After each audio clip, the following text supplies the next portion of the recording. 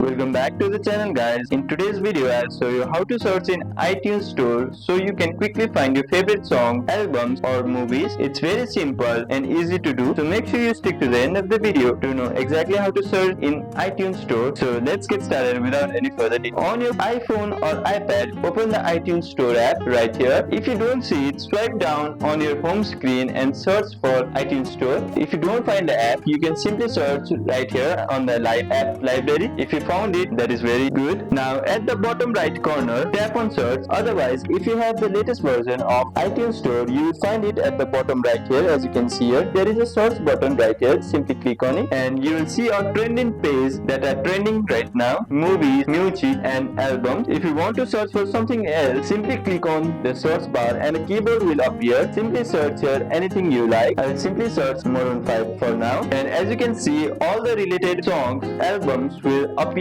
on your screen right at iTunes store. And that's it, guys. Open the iTunes store, tap on search and type what you're looking for. Super simple. If this video helped you out, make sure to like, share and subscribe, and stay tuned for more Apple tips. Thank you for watching and I'll see you in the next one.